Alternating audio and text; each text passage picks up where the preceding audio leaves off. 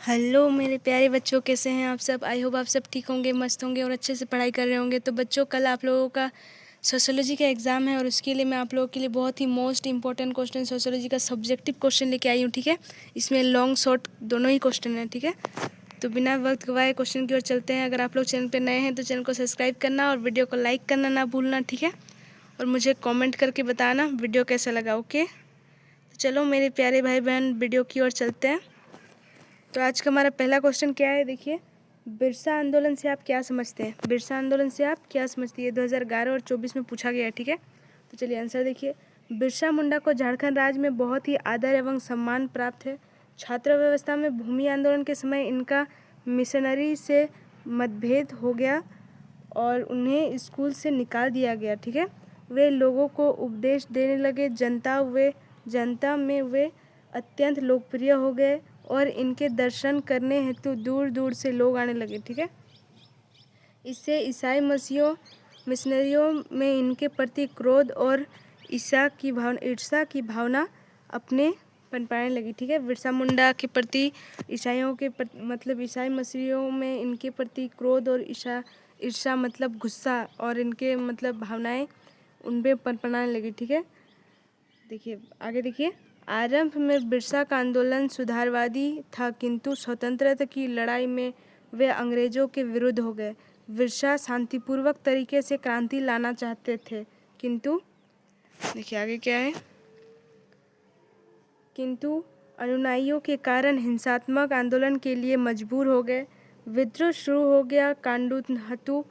कंडाहतु के German mission church को जला दिया गया। पुलिस को मारा गया और थाने को नुकसान पहुंचाया गया। खूंटी थाने को जला दिया गया। बिरसा की गिरफ्तारी के लिए 500 रुपया इनाम रखा गया। इनाम के लालच में सोए हुए में भी उन्हें गिरफ्तार करवा दिया गया। ठीक है, सोए हुए में उन्हें गिरफ्तार करवा दिया गया। ठीक है, 500 रुपया उनको इनाम देगा जो उनको बिरसा मुंडा को गिरफ्तार करवाएगा, तो लोग लालच में उनको गिरफ्तार करवा दिए। ठीक है, तो ये थी बिरसा मुंडा आंदोलन की छोटी सी टिप्पणी।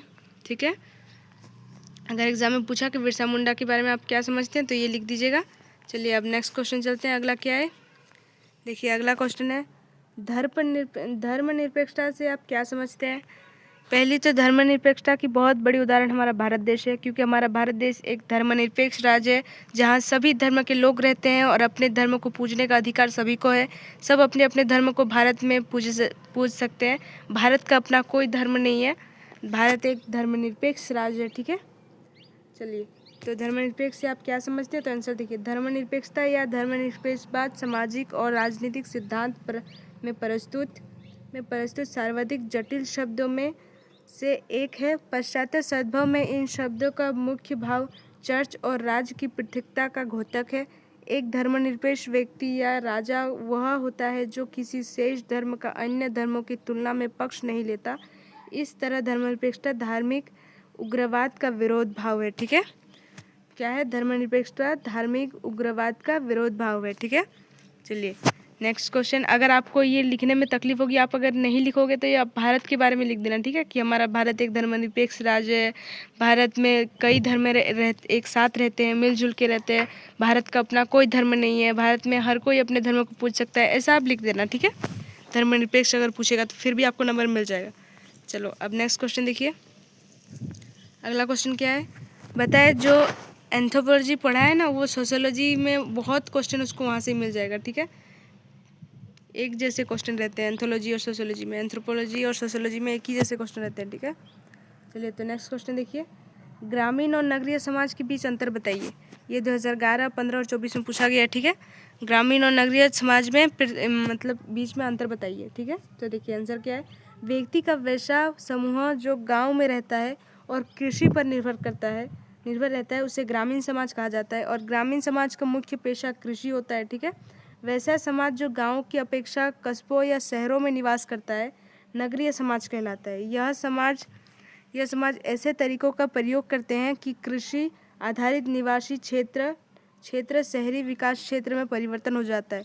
अतः ग्रामीण और नगरीय समाज में अंतर है यही। ठीक है, देखिए, जो गांव में रहते हैं, कृषि पर निर्भर रहते हैं, उसको ग्रामीण समाज कहते हैं, और जो शहर बना देते हैं गांव को, उसको शहरिया इलाका कहते हैं। जहां कस्बा मतलब शहरों में हर चीज़ उपलब्ध रहती है, वहाँ लोग फैक्ट्रियों में, उद्योगों में निर्भर रहते हैं, और यहाँ गाँव में कृषि में रहते हैं। ठीक है, तो चलिए ये समझ में आ गया। अब नेक्स्ट क्वेश्चन चलते हैं आगे। तो अगला क्वेश्चन क्या है, देखिए 2020 और 24 में पूछा गया है। ठीक है, तो आंसर देखिए, वर्ग क्या है, वर्ग व्यवस्था की विशेषताओं का वर्णन करें। ठीक है, ऐसे आपको पता है वर्ग जो है वो जन्म से ही मतलब अपना अपना सबका होता है वर्ग की विशेषता। चलो आगे आगे बता दूंगी। ठीक है, देखिए आगे क्या है। वर्ग वैसे व्यक्तियों का समूह है जिनकी समान सामाजिक परिस्थितियाँ होती है। प्रत्येक समाज में अनेक परिस्थितियाँ पाई जाती है, फलस्वरूप उनके अनुसार अनेक वर्ग भी पाए जाते हैं। जब जन्म के अतिरिक्त अन्य किसी आधार पर समाज की विभिन्न समूहों में विभाजित किया जाता है तो प्रत्येक समूह का वर्ग कहा जाता है। ठीक है, प्रत्येक समूह को वर्ग कहा जाता है। चलिए वर्ग, ये हुआ वर्ग की परिभाषा। ठीक है, अब ये होगा वर्ग की विशेषता। आगे देखिए, वर्ग की विशेषताएं, वर्ग की निम्नलिखित विशेषताएं, बिल्कुल ऐसे ही क्वेश्चन में वहाँ लिखिएगा। ठीक है, पॉइंट बना के। ठीक है, चलिए नेक्स्ट क्वेश्चन देखिए अगला पहला पॉइंट क्या है वर्ग विशेषता की, स्थिति समूह का उतार चढ़ाव। स्थिति समूह का उतार चढ़ाव, प्रत्येक समाज में विभिन्न प्रकार के समूह होते हैं जिनकी समान हैसियत नहीं होती है। कुछ समूह उच्चतम सामाजिक स्थिति के होते हैं तो कुछ न्यूनतम सामाजिक स्थिति और कुछ मध्य सामाजिक स्थिति, अर्थात इन समूहों में उतार चढ़ाव क्रम बना रहता है। ठीक है, देखिए सबकी परिस्थितियाँ एक नहीं होती है, कोई गरीब होता है, कोई बहुत ज़्यादा गरीब होता है, मतलब कोई मिडिल क्लास आदमी होता है तो कोई बहुत अमीर होता है, तो ऐसे उतार चढ़ाव चलते रहते हैं। ठीक है, चलिए अब देखिए इसमें वर्ग में ऊंच नीच की भावना भी होती है। ऊंच नीच की भावना क्या है, देखिए समाज में विभिन्न सामाजिक स्थिति के वर्ग पाए जाते हैं। इन वर्गों के सदस्यों में सामाजिक स्थिति के अनुसार ऊंच नीच की भावना पाई जाती है। एक वर्ग के सदस्य दूसरे वर्ग के सदस्य से अपने से या तो श्रेष्ठ मानता है या उसे निम्न मानता है। ठीक है, एक वर्ग अपने से दूसरे वर्ग के आदमी को या तो वो बहुत श्रेष्ठ मानता है कि वो मुझसे ऊपर जाति का है, ऊपर वर्ग का है, या वो अपने से बहुत नीचे मानता है उसको। ठीक है, वो मुझसे बहुत छोटा है बोल के। चलिए नेक्स्ट तीसरा पॉइंट देखिए क्या है। तीसरा पॉइंट है वर्ग चेतना। ठीक है, क्या है वर्ग चेतना, प्रत्येक वर्ग में वर्ग चेतना पाई जाती है। वर्ग चेतना ही उसके संगठन का आधार है। वर्ग चेतना ही सदस्य के व्यवहार को निश्चित करती है। वर्ग चेतना के कारण ही वर्ग संघर्ष होता है। ठीक है, वर्ग चेतना के कारण ही वर्ग संघर्ष होता है। अब देखिए चौथा पॉइंट, तो देखिए सीमित सामाजिक संबंध, दो वर्गों के बीच सामाजिक दूरी बनी रहती है क्योंकि दोनों समान स्तर के नीचे होते हैं।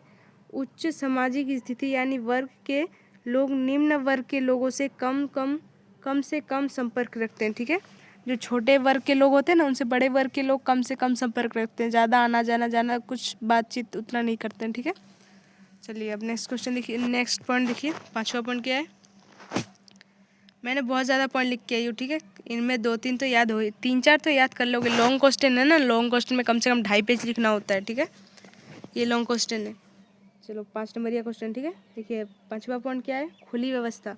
वर्ग एक खुली व्यवस्था है। वर्ग की सदस्यता कर्म पर आधारित होती है, अतः अपने अच्छे कर्म, मेहनत, ईमानदारी, कार्यकुशलता आदि के कारण निम्न वर्ग के लोग उच्च वर्ग में चले जाते हैं। इस तरह वर्ग एक खुली व्यवस्था है। ठीक है, वर्ग में ऐसी चीज़ है ना, आप मेहनत करोगे बड़े आदमी बन जाओगे तो बड़ा वर्ग मिलेगा आपको, मतलब आप बन जाओगे वो मेहनत और ईमानदारी से। ठीक है, चलिए नेक्स्ट छठा पॉइंट देखिए, जन्म पर आधारित नहीं है। वर्ग का आधार जन्म नहीं है। एक वर्ग की सदस्यता इस बात पर निर्भर नहीं करती है कि व्यक्ति का जन्म किस जाति अथवा परिवार में हुआ है। एक व्यक्ति ऊंची जाति या अच्छे परिवार में जन्म लेने के बाद भी योग्य एवं कुशल नहीं है तो वह निम्न वर्ग में चला जाता है। देखिए एक आदमी अगर बहुत राजा घर में भी पैदा होगा, उसका वो कमाने का ढंग नहीं है, मतलब वो गरीब बन रहा है धीरे धीरे, उसके पास पैसे नहीं है तो वो निम्न वर्ग में चला जाता है। और वही एक गरीब जाति भी अगर है ना, और वो बिजनेस कर रहा है या नौकरी कर रहा है या ऊँचे बहुत ज़्यादा पैसे कमा लिया तो उसका ओहदा, उसका वर्ग ऊँचा होगा। ठीक है, वर्ग है वो जन्म से नहीं मिलती, जन्म के आधार पर वर्ण मिलती है। ठीक है, पर वर्ग नहीं मिलती है जन्म के आधार से। आप बना सकते हो, अमीर बन सकते हो, गरीब बन सकता है, जैसा वो रहता है उसकी वर्ग वैसा ही डिसाइड होती है। ठीक है, चलिए अब छठा 7वां पॉइंट क्या है, उपवर्ग। ठीक है, प्रत्येक वर्ग में कुछ उपवर्ग होते हैं। जैसे उच्च वर्ग के 3 उपवर्ग होते हैं, उच्च उच्च उच्च वर्ग, उच्च मध्यम वर्ग तथा उच्च निम्न वर्ग। ठीक है, उपवर्ग ये उपवर्ग के बारे में था। ठीक है, अब देखिए 8वां पॉइंट, जीवन अवसर। क्या है, जीवन अवसर। तो देखिए प्रत्येक वर्ग के लोगों को जीवन स्तर में समानता पाई जाती है। एक वर्ग विशेष की जीवन शैली दूसरे वर्ग के जीवन शैली से भिन्न होती है, परंतु एक वर्ग के लोगों की जीवन शैली तथा सुख सुविधाओं का स्तर एक समान होता है। ठीक है, एक वर्ग के सुख सुविधाएं, उनकी जीवन की शैली तथा सुख सुविधाएं का स्तर समान होता है। चलो अब नेक्स्ट क्वेश्चन, नेक्स्ट देखिए। तो 9वां पॉइंट क्या है, वर्ग की परिभाषित परिस्थिति। ठीक है, वर्ग की प्रत्येक वर्ग की एक परिस्थिति होती है जिसका आधार आर्थिक होता है। ठीक है, प्रत्येक वर्ग की एक परिस्थिति होती है और उसका आधार आर्थिक होता है, मतलब उनकी इनकम होती है, उनके पैसे होते हैं, उनकी मतलब हालत होती है कि किस स्टैंडर्ड में वो खड़े हैं, वो होती है। ठीक है, चलो अब नेक्स्ट क्वेश्चन देखिए। अगला क्वेश्चन क्या है, ये बहुत ही मोस्ट इम्पोर्टेंट क्वेश्चन है। ठीक है, ये देखिए 2013, 15, 18, 24 में पूछा गया क्वेश्चन है। चलो 1 मिनट, हाँ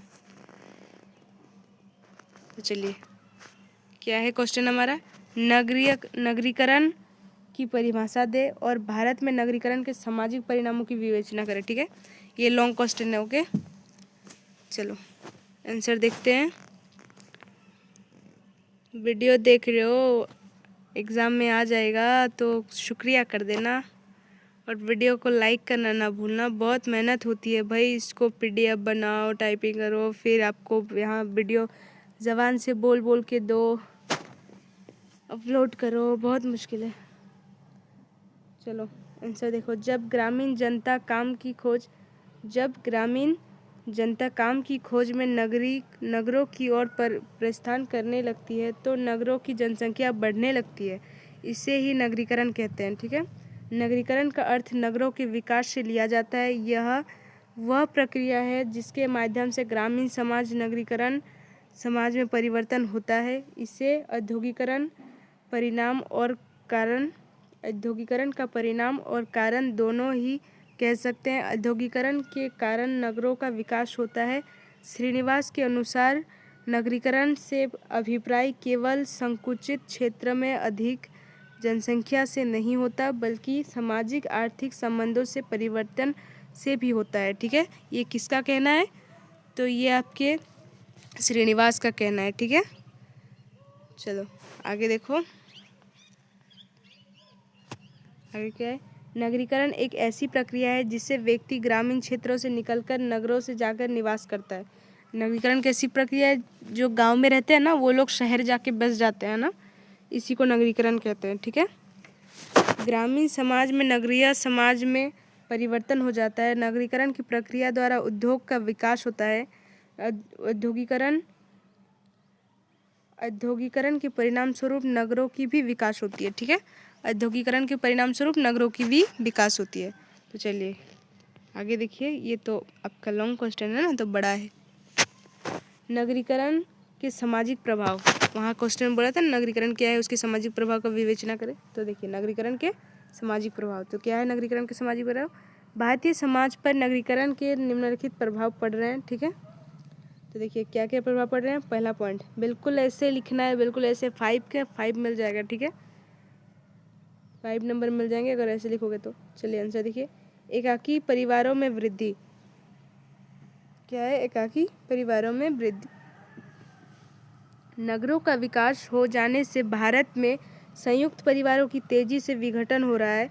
नगरों में एकाकी परिवार को प्रोत्साहन मिल रहा है। संयुक्त परिवार की भावना धीरे धीरे समाप्त हो रही है। ठीक है, देखिए इसमें बोल रहा है कि नगरीकरण के कारण, मतलब जो शहरों में जाके बैठ रहे हैं तो वहाँ अपना खुद का परिवार लेके बस रहा है, मतलब वहाँ पे देखिए धीरे धीरे इससे जॉइंट फैमिली की जो नींव थी ना वो टूट रही है। अब उतना जॉइंट फैमिली आपको देखने को नहीं मिलेगी इसी नगरीकरण के कारण। ठीक है, सब एकाकी परिवार में जिसमें माँ बाप और उसके 2 बच्चे ऐसे होते हैं। ठीक है। पहले जैसे जॉइंट फैमिली भाई बहन, मतलब भाई चाचा भी साथ होते थे, जेठा भी साथ होते थे, वो दादा दादी सब साथ होते थे। अभी वो नहीं देखने को मिलता है जॉइंट फैमिली, ठीक है, उतना आजकल समाज में भी नहीं देखने को मिलता है। चलो आगे देखिए, संबंधों में औपचारिकता। संबंधों में औपचारिकता, नगरों की जनसंख्या अधिक होती जा रही है, ठीक है, होती है। आमने सामने के घनिष्ठ और औपचारिक संबंध बढ़े नगरों में समाप्त होते जाते हैं, ठीक है, क्या होते जाते हैं, समाप्त। नगरों की संख्या अधिक होती है, ठीक है, जिससे आमने सामने के घनिष्ठ और औपचारिक संबंध बड़े नगरों में समाप्त हो रहे हैं, ठीक है। चलो अब अगला पॉइंट देखिए, फैशन में वृद्धि। नगरीकरण के कारण आदमी कितना फैशन में वृद्धि तो आप देख ही रहे हैं। गांव की जैसे लोग रहते हैं, गांव के लोग शहर जाके बदल जाते हैं, उनके फैशन में भी सब में परिवर्तन हो जाता है, ठीक है। चलिए, नगरीकरण के कारण सामाजिक जीवन में बनावटी आ गई है। नगरों में चमक दमक, सजावट व आकर्षण का महत्व बढ़ गया है। सामाजिक रहन सहन के स्तर में परिवर्तन आ गया है, ये तो सब जानते हैं। कोई गांव का आदमी भी शहर जाके पूरी तरह चेंज होके एकदम मतलब पूरी चेंज होके आ जाता है, तो ये फैशन, उनके पहनने का स्टाइल सब बदल जाता है, तो इसमें फैशन में वृद्धि हो गई, ठीक है। नेक्स्ट देखिए, सामाजिक विजातीयता, ठीक है, सामाजिक विजातीयता, वाह। चलो क्या है, नगर के लोगों स्थायी संबंधों की स्थापना करने से असफल रहे हैं। नगर के लोगों से पीढ़ी दर पीढ़ी चलने वाले संबंधों का प्रभाव पाया जाता है। नगरों में विभिन्न प्रकार के व्यक्ति निवास करते हैं जो उद्देश्य तथा संस्कृति में समान नहीं होते हैं, ठीक है, क्या अलग अलग पीढ़ी वहाँ मतलब सब व्यक्ति निवास करते हैं जो उद्देश्य या संस्कृति में समान नहीं होते हैं, ठीक है, सबकी अपनी अपनी संस्कृति अलग होती है। चलो पांचवा पॉइंट क्या है, द्वितीयक समूह की प्रधानता। नगरीकरण के कारण भारत में परिवार, पड़ोस आदि प्राथमिक समूह प्रभावहीन होते जा रहे हैं। वहाँ पर समितियों, संस्थाएं और विभिन्न सामाजिक संगठनों के द्वारा ही सामाजिक संबंध की स्थापना होती है। यह संबंध अस्थायी होते हैं, ठीक है, ये संबंध क्या होते हैं, अस्थायी होते हैं। चलिए छठा पॉइंट क्या है, सामाजिक नियंत्रण का अभाव। नगरीकरण के कारण व्यक्तिवादी विचारों और भावनाओं का विकास हुआ। प्राचीन रीति रिवाज प्रभावहीन हो गए हैं। रीति रिवाज, प्रथा और परंपराओं के अनुसार लोग काम करते थे, लेकिन नगरीकरण के कारण परिवार, प्रथाएं, धर्म आदि प्रभावहीन हो गई है। बिल्कुल, शहरीकरण के कारण सब अपने अपने धर्म को भूल रहे हैं, ठीक है, अपने अपने संस्कार को भूल रहे हैं, ठीक है, अपनी अपनी प्रथाएं कोई आजकल उतना नहीं चलाता है, कोई उतने नियम धर्म में विश्वास नहीं करता है, सब अपने अपने वहाँ सब मॉडल हो गए हैं, ठीक है। चलो आगे देखो, सामाजिक गतिशीलता क्या है, नगरीकरण की सामाजिक गतिशीलता को प्रोत्साहन दिया है। यातायात और संचार साधनों के विकसित होने से लोग और काम और व्यापार के सिलसिले में एक स्थान से दूसरे स्थान पर आ जा सकते हैं। सामाजिक गतिशीलता में तेजी से परिवर्तन हो रहा है, ठीक है, क्या हो रहा है, तेजी से परिवर्तन हो रहा है। चलो अब 8वां नंबर देखो, 8वां पॉइंट क्या है, तो 8वां पॉइंट है यातायात नियंत्रण का अभाव। अभी तक भारतीय समाज में जाति प्रथा, विवाह, स्त्रियों की निम्न सामाजिक स्थिति, विवाह संस्कार, तीर्थ स्थानों की पवित्रता, ब्राह्मण, गाय, गंगा के प्रति विश्वास और धर्म संस्थाओं की मान्यता थी। जाति और सामाजिक स्थिति का ध्यान रखा जाता था, लेकिन अब जातीय और सामाजिक नियंत्रण समाप्त हो रहे हैं। शिक्षा का प्रसार, विवाह संबंधित अधिनियम का पास होना, विवाह की आयु का निर्धारित आदि होने पर परिवर्तन आ रहे हैं। सामाजिक अधिनियमों द्वारा स्त्रियों और निम्न जातियों की स्थिति में सुधार किया गया है। अस्पृश्यता कम हो रही है, ठीक है। चलो, अतः इससे स्पष्ट है कि नगरीकरण से भारत में अनेक परिवर्तन हुए हैं, ठीक है। इन सब उदाहरणों से ये स्पष्ट होता है कि भारत में नगरीकरण की वजह से बहुत सारे परिवर्तन हुए हैं, ठीक है। चलिए, ये था आपका नागरिकरण, लिख लेना अच्छे से, ठीक है। और वहाँ पे जाके भी अच्छे से लिखना, क्या पता तीनों में चारों में 4-5 लॉन्ग क्वेश्चन है जिसमें आ ही जाए, क्योंकि देखिए लॉन्ग क्वेश्चन एक क्वेश्चन का 5 नंबर देता है, ठीक है। पर लिखना होता है 2.5 पेज कम से कम लिख के आना, चाहे जो भी आप बीच में घुसा दो। शुरू में इसके ऐसा ही लिखना और बाद में कुछ भी घुसा दो अंदर, लेकिन लिख के आना, ठीक है। बिल्कुल पेपर खाली नहीं छोड़ना है, वरना कुछ नहीं मिलेगा। और लिखा रहेगा तो कुछ देबो होने से भी करेगा। चलिए नेक्स्ट क्वेश्चन देखिए, दबाव समूह और राजनीतिक दल में अंतर स्पष्ट करें, ठीक है। दबाव समूह और राजनीतिक दल में अंतर स्पष्ट करें, ठीक है। और ये देखिए क्या है, 2013 में, 15 में, 17 में, 18 में, 24 में पूछा गया है। बताओ, इतने ज़ोर से सामने मशीन चला रहे हैं यार, इनको बोल भी नहीं सकते बंद करो बोल के, कितनी आवाज़ आ रही है। सॉरी बच्चों, अच्छे से आवाज़ लाउड स्पीकर में दे के सुन लेना, ठीक है। क्या कर सकते हैं, पड़ोसियों को थोड़ी बोल सकते हैं। चलो आंसर देखिए, दबाव समूह एक ही प्रकार के हित रखने वाले व्यक्तियों का एक ऐसा स्वैच्छिक अथवा सहकारी संगठन है जो अपने हितों को पूरा करने का प्रयास करता है तथा सरकार के उत्तरदायित्व के लिए भी बिना लोकतांत्रिक लोक नीतियों की प्रभावित करता है। पीट अकीगार्ड के अनुसार एक हित समूह व्यक्तियों का वह औपचारिक संगठन है जो एक या अनेक सामान्य हितों या उद्देश्यों से सहभागी होता है और जिसके सदस्य सरकार नीतियों कुछ विशिष्ट घटनाक्रम सरकार के निर्माण और प्रशासन को प्रभावित करने का प्रयास करते हैं, उन कार्यों के अपने हितों की रक्षा करते हैं तथा उन्हें बढ़ाते हैं, ठीक है। उन कार्यों के अनुसार, उन कार्यों के द्वारा क्या करते हैं, अपने हितों को रक्षा करते हैं और उन्हें बढ़ाते हैं।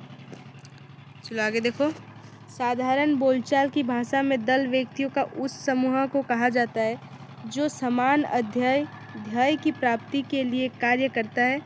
पर यदि किसी दल का उद्देश्य राजनीतिक हो अर्थात सरकार के कार्यकलापों से संबंधित हो तो उसे राजनीतिक दल कहा जाता है, ठीक है। क्या कहा जाता है, उसे राजनीतिक दल कहा जाता है।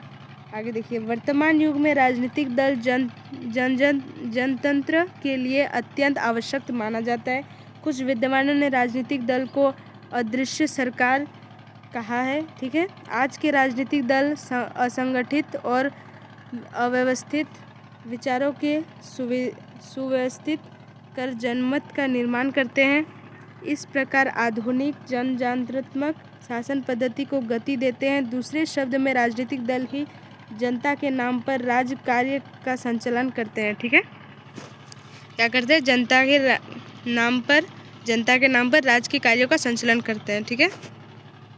चलिए आगे देखिए, वक्र के अनुसार राजनीतिक दल ऐसी व्यक्तियों का समूह है जो किसी राष्ट्रीय हित की पूर्ति के लिए किसी एक विशिष्ट सिद्धांत की आधार मानकर जिसमें वे सभी सहमत हो जाए अपना संगठन करते हैं। होटेल के अनुसार राजनीतिक दल प्राय संगठित नगरियों के ऐसे समुदाय हैं जो राजनीतिक इकाई के रूप में कार्य करते हैं और अपने मतदान की शक्ति का प्रयोग कर सरकार को नियंत्रित करना चाहते हैं, ठीक है। क्या करते हैं, सरकार को नियंत्रित करना चाहते हैं। चलिए अब अगला क्वेश्चन देखिए, तो अगला क्वेश्चन क्या है देखिए, 2015 और 14 में पूछा गया, दलित आंदोलन का परिणाम विवेचना करें, ठीक है। परिणामों को विवेचना करें, तो क्या है दलित आंदोलन के परिणाम। देखिए, दलितों को सामाजिक दास्ता, शोषण और उत्पीड़न से मुक्ति मिली, सामाजिक, आर्थिक और राजनीतिक नियोगिताओं से मुक्ति मिली। स्वतंत्रता के पश्चात संवैधानिक संचार, संरक्षण एवं आर्थिक विकास के कार्यक्रम मिले जिससे उनका संरक्षण हो और विकास हुआ, ठीक है। संरक्षण और विकास हुआ, ठीक है। चलो, दलित आंदोलन ये मतलब 3 नंबरिया क्वेश्चन है, ठीक है। फिर भी देख लो अच्छे से। चलो अब जो अगला क्वेश्चन है वो अगले वीडियो में मिलेगा, ठीक है। तो आई होप आपको आज का वीडियो अच्छा लगा हो तो चैनल को सब्सक्राइब करना, वीडियो को लाइक करना ना भूलना और वीडियो को शेयर करो जितना हो सके और जल्दी जल्दी पढ़ाई करो, ठीक है। कल आप लोगों का एग्ज़ाम है, ठीक है। मैं क्या कर सकती हूँ, कल वीडियो में ज़्यादा अपलोड नहीं कर पाई क्योंकि मेरा फ़ोन टाइम पे पता नहीं क्यों स्विच ऑफ हो गया, खोल ही नहीं रहा था। बट आज फिर गए, बनाए, वापस आए, फिर तब जाके अपलोड करे, ठीक है। इसलिए आई एम सॉरी, कान पकड़ के सॉरी। तो चलो अब नेक्स्ट वीडियो में मिलते हैं, ओके मेरे प्यारे भाई बहनों, गुड बाय।